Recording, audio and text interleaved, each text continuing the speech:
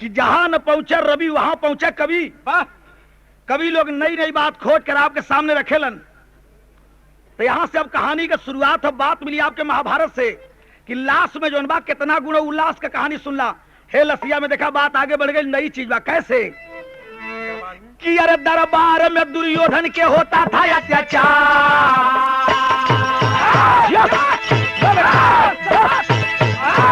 कि अरे दरबार में दुर्योधन के होता था अत्याचार। कि अरे वह व्यंग बाण से करता था पांडव को लाचार। हरे कहता था युधिष्ठिर को या वो धर्म के लाल। हरे पवन कुमार भीम को कहता लिए मलाल। हरे लेकर के असली नाम ना किसी को बुलाता। हरे कुंती से कहे भीम मां सहा नहीं जाता। पहले बात क्या आप लोग समझ लें, महाभारत के दो पक्ष, पांडव पक्ष और कौरव पक्ष। पांडव पक्ष के अर्जुन, भीम, नकुल, सहदेव, युधिष्ठिर, पांचों पांडवों की उत्पत्ति भी आप जानते हैं। मां कुंती को यह वरदान था, इंद्र को बुलाकर अर्जुन को जन्म देती है, पवन को बुला करके भीम को जन्म देती है, सूर्य के बुला करके कर्ण के, धर्म के बुलाकर युधिष्ठिर के। ये बात का जानकारी दुर्योधन के रहल। जब पांडवन का अपमान कैल सोचे दुर्योधन, तब भीम के बोलावत कहा पवन का लड़का आवाज सुना, और युधिष्ठिर के बोलावत कहा कि ये धर्म का लड़का आवाज सुना। ये बतिया सुन सुन करके भीम के गुस्सा बढ़े। एक दिन भीम माई कुंती के पास पहुंचलन और जा करके पूछत उन करे माई, हमहन का तो बड़ा अपमान करला दुर्योधन समाज में। हमके बोलावे को होई तो पवन का लड़का कह के बोलावेला, अब भैया के बुलावे को होई तो धर्म का लड़का कह के बुलावेला। तो ई बतिया भीम माई कुंती से पूछत रहलन। एक ठे तर्ज बदल गई। अरे तोहरे सोनवन का थाली, तोहरे सोनवन का थाली, हमारी पतरिया पे दाया करा। तब वो दुल्हा ना कल, तब वो कहले रहलन। तब फिर कहे खाला बाबू, तो फिर गई हन कि अरे तोहरे सोनवन का घड़ीला, तोहरे सोनवन का घड़ीला, हमारी गगरिया पे दाया करा। तब वो दुल्हा ना खालन, तब गोसिया के गरियावेली कि अरे तोहरे सोनवन का वो खाई, तोहरे सोनवन का वो खाई, हमारी मुसरावा पे दाया करा।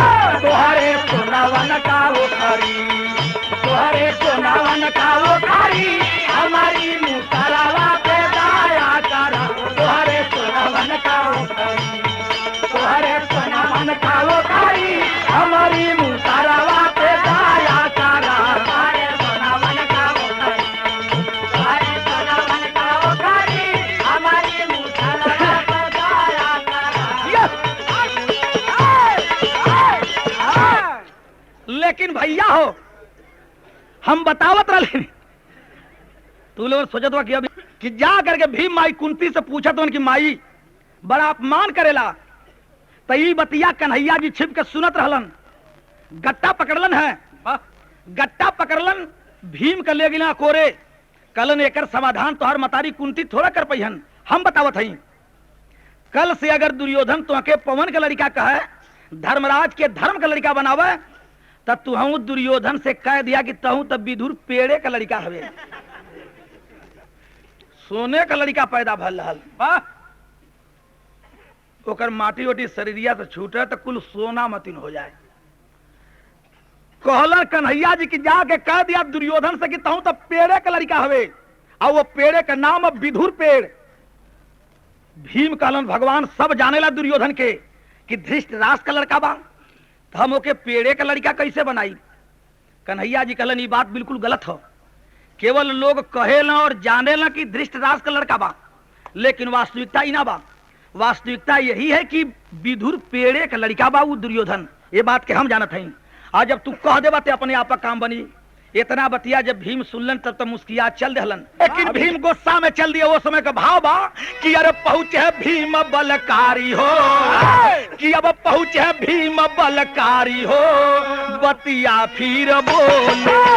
भीम बलकारी हो, बतिया फिर बोले, पहुंचे भीम बलकारी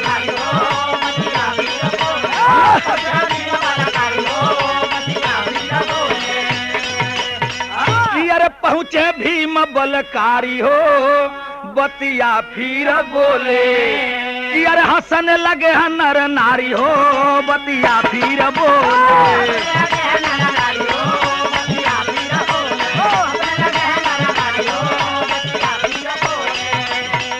ए भैया कहा जाला कि हर कल माने लेकिन परकल ना मानेला। दुर्योधन तो परकल रहल, ऊ है मजकवा चालू कर दिल। जब भीम के दूसरे दिन देखला कहला ये पवन के लड़का आवाज सुना।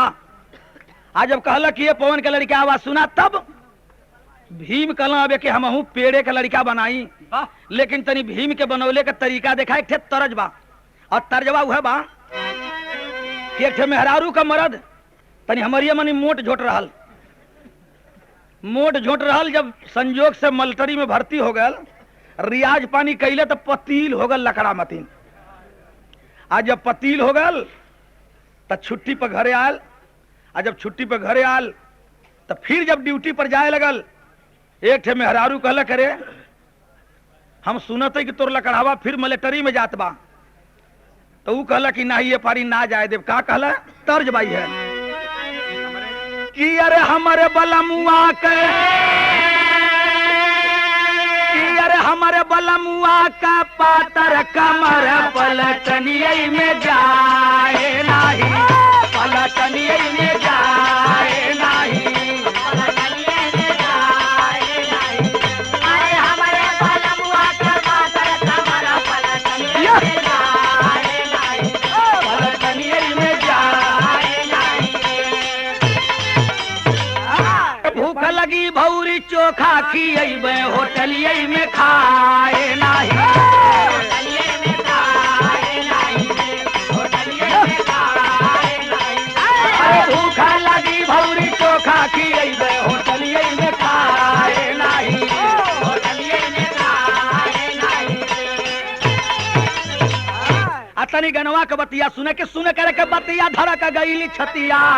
अरे सुन कर के बतिया धड़क गईली छतिया, विपतिया में डूबे उतीरा, विपतिया में डूबे उतीरा, विपतिया में डूबे उतीरा।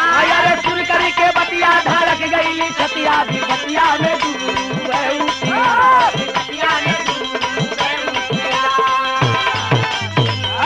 कारण करता हूं तब विधुर पेड़े के लड़का हवे। अपने के दुर्योधन जब पेड़े के लड़का सुन ले गुस्सा की मारे आग बबूला हो गया।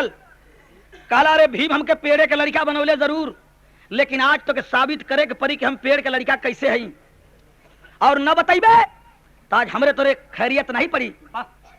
भीम कहलन ई बात तो हमसे पूछत हुए दुर्योधन। अरे ये बात कह प्रमाण लेवे के हो तो जा करके अपने माई गंधारी से पूछ। अब गुस्सा में दुर्योधन मतारी गंधारी के पास पहुंचे पूछे लगल तो कभी तेरी देहलन बढ़ा बदनिया में लागल यगिया, अरे अब बदनिया में लागल यगिया। अरे माता गंधारी से पूछा कुल कहानिया, बदनिया में लागल जाकर अब प्रश्न कर दिया अपने मतारी गंधारी से दुर्योधन की माँ क्या मैं सचमुच पेड़े का लड़का हूँ? माई गंधारी कहला बचवाई तो बड़ी अटपटी बात पूछला। अरे बचवा ई के बतिया तो से कहला है। दुर्योधन कहला करे माई भीमा पूरी समाज में हमके बेइज्जत कर दिया, हमके पेड़े का लड़का बनौला थे। आज माई साफ साफ बता दे कि का हम सचमुच पेड़े का लड़का हई। माई गंधारी रोवे लगल कहे बचवा भैया भैया यहाँ बोला मत। कहला तो बतिया सही है बा। दुर्योधन सुनल कि सही है बा ते और फर के हर गल गुस्सा में हो गल। कला तो के बतावे के परी कि हम पेड़े के लड़का कैसे है। तो माई गंधारी रो करके बतावे लगल का बोली गंधारी महतारी, अरे बोली गंधारी महतारी बेटा तू विधुर का लाल सही और किस तरह हुआ है जन्म तेरा कहती हूँ सच्ची हाल सही। अरे जब मैं शादी योग्य हुई पिता जहाँ तिलक चढ़ाते थे तो शादी होने के पहले ही वे सब दुल्हे मर जाते थे। बचवा सुन ले अपने नैहर में जब हम शादी जोग सयान भैलीन तो हमार बाबू गंधार राजा ओहर सुनला बोली राजा के बात हाई सुनला। गंधारी मतारी बतावे लगल कि बचवा हमार बाबू गंधार राजा हमरे शादी के लिए जहां दुल्हा देख करके आवे शादी के पहले में वो दुल्हवा मर जा। दो चार घटना जब ऐसे घट गई तो विद्वानन के बुला करके हमार बाबू गंधार राजा राय लेहलन। तो विद्वान लोग राय का देहलन कि विद्वानों के कहने पर, अरे विद्वानों के कहने पर बेटा कान खोल कर सुन ले कि विद्वानों के कहने पर पिता विदुर पेड़ संग ब्याह किए और धृतराज से बाद में शादी हुई प्रेम की चाह लिए। अरे बचवा विद्वान लोग राज हलन कि गंधारी के शादी टोटकर मिटावा बदे पहले विदुर पेड़ से कर दा, बाद में कोनो दुल्हा से करवा तो दुल्हा सलामत रही। तो बचवा टोटकर मिटावे खातिर हमार शादी पहले पेड़े से भइल। आज जब पेड़े से भइल तो वही पेड़वे के भर अखबार पकड़ के हम लिपट गईली, और जब लिपट गईली तो हमल रह गल।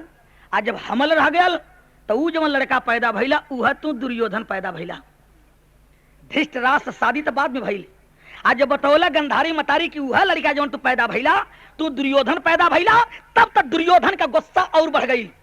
तबे मैं गलती हमरे माई का ना बा, ये मैं गलती हमरे माई का ना बा, ई तो गलती हमरे नाना का बा। नाना अगर माई का शादी पेड़े से ना कैले होता तो कुल बतिया न होत। तो एकर बदला अपने नाना से ले। अब गुस्सा में दुर्योधन चल दिया अपने ननिहाल के तरफ। उधर गुस्से में आग बबूला ननिहाल की तरफ जा रहा है। जरा उस समय का भाव देखेंगे भैया हो कुरबुरा मतलब तुम लोग कहे तुम कह लिया खड़ा होके। कुछ लोग बिरहा का मजा लेलन, कुछ लोग ननिहाल पहुंचल बा भाव मिलल का कि अरे लागल हो जवानिया बदनिए में आग, बदनिए में आग, हो जवानिया बदनिए में आग, हो बदनिए में आग, लागल हो जवानिया बदनिए में आग, हो जवानिया बदनिए में आग। अरे नाना के करनी से भइल में हनावा हो, भइल में हनावा हो, भइल में हनावा,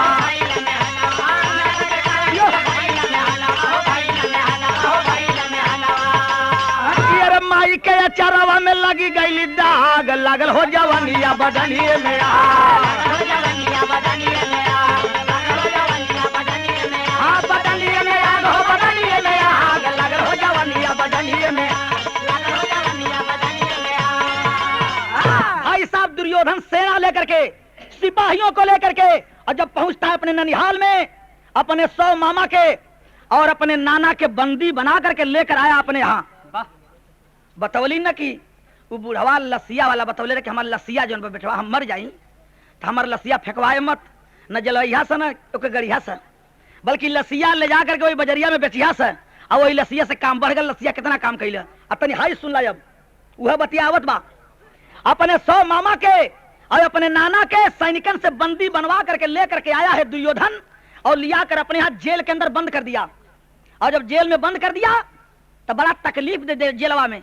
तकलीफ का दे तनी सुन ला कि अरे सब मामा या नाना को निरदैया जुर्मी जेलवा में आ देवे लागल दुर्योधन सजैया जुर्मी जेलवा में कि अरे दासी से का मुट्ठी चावल जेलवा में भेजवावे हो कि अरे 99 मामा मरी गए तनिक दया ना लावे हो। अरे झंख गंधार राजा का बुढ़ैया जुर्मी जेलवा में आ लगन सकुनी मामा के चतुरैया जुर्मी जेलवा में। ये देखे गाना भी ऐसा लाइन से आज शुरू हो गई।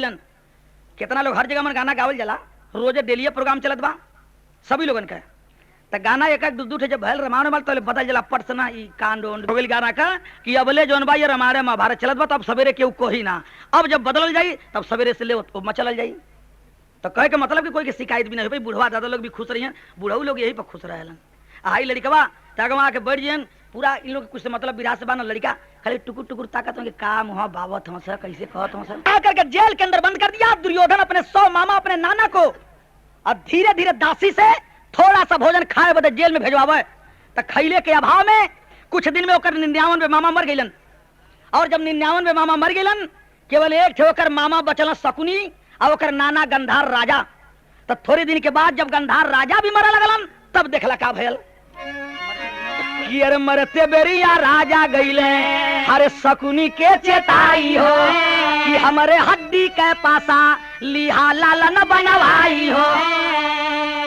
गंधार राजा कहला रे बचवा तोर 99 भाई खियवले बिना दुर्योधन मुआ दिला जेल में।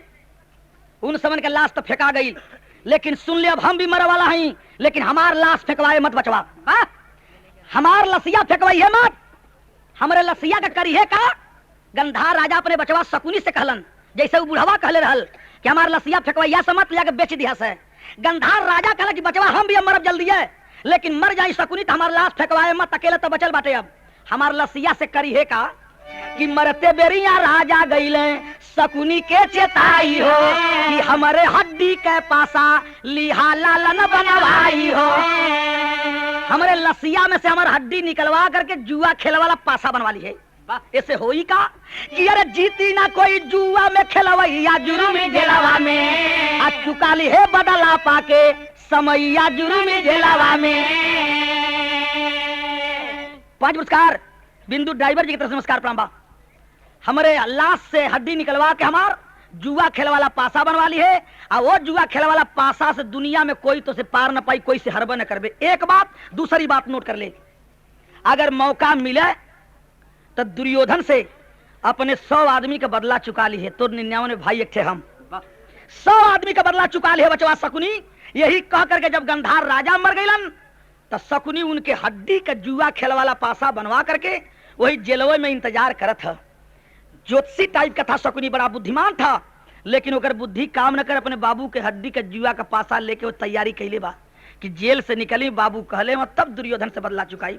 लेकिन मौका मिले न, एक दिन अपन तरीका शकुनी लगौला। कौन तरीका भैया, कौन तरीका लगौला? आल्हा बदल गल, तनिका और बढ़ा देता, तरीका और बढ़ा दा, और बढ़ाओ, मांगा थी बढ़ा के तुहार का फटे से बोला था हम।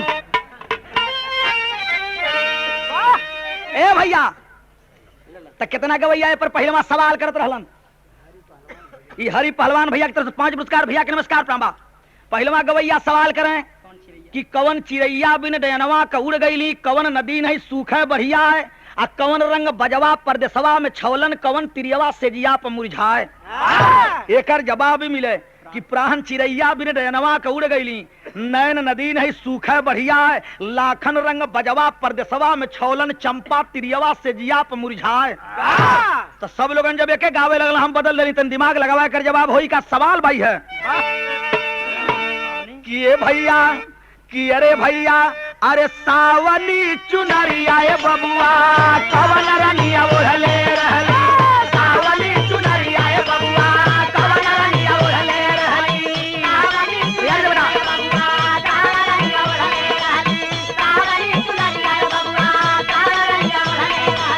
कवन रंगिया कैली भोरवे गंगाया सन्नान,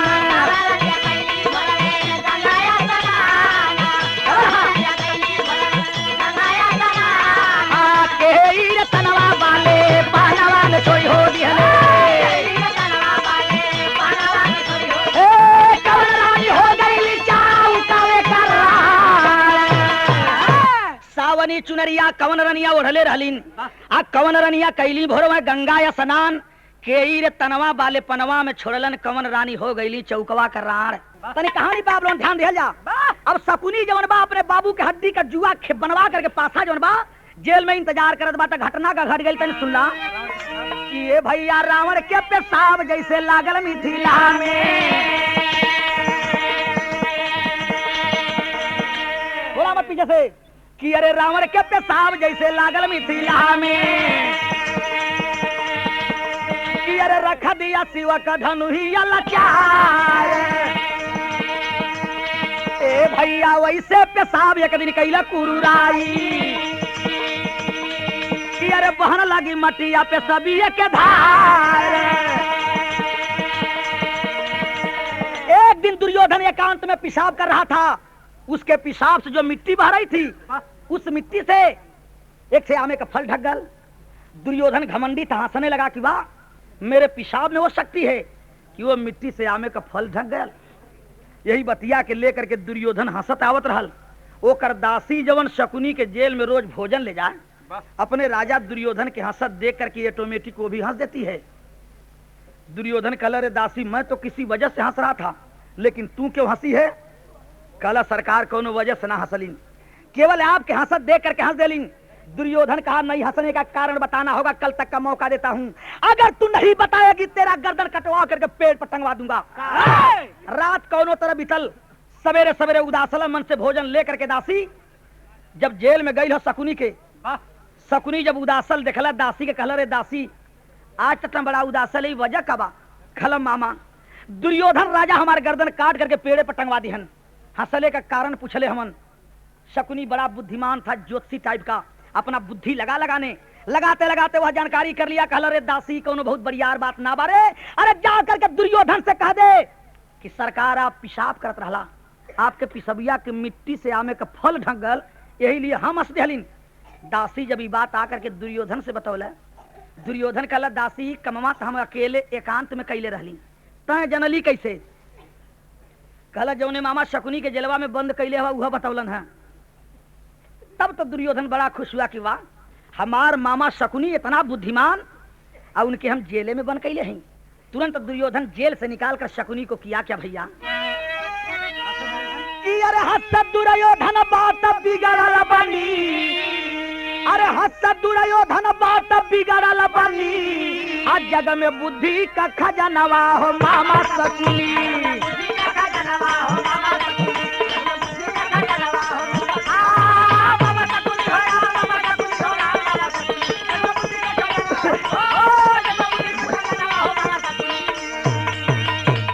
तो छुड़ा जेल से शकुनी को हम मंत्री लिया बनाई, तो छुड़ा जेल से शकुनी को हम मंत्री लिया बनाई। अरे पिता और भाई का बदला तो से ले पुराई, अठाना मनवा में ठना नवा हो मामा शकुनी।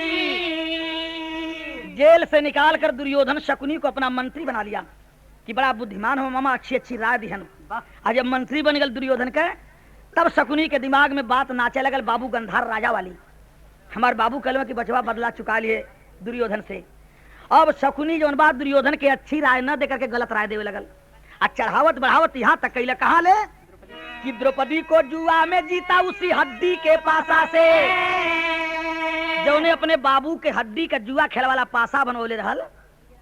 तो द्रौपदी को जुआ में जीता उसी हड्डी के पासा से, अरे वन में भटके पांडा लग पाने की आशा से, आया आखिर में रचवा वाला रनवा हो मामा शकुनी।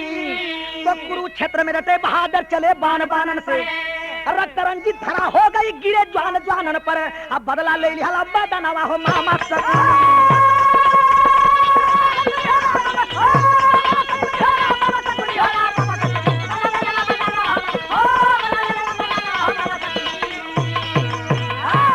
बिहारी गुरु गणेश रामलाल मुरबा का, अब कथन का चंद्रिका कवि बच्चन का बीजा पता का, कि अरे बदनिया में लागल यगिया, अरे बेचन रामा कवि करता कह जोगिया, बदनिया में लागल यगिया।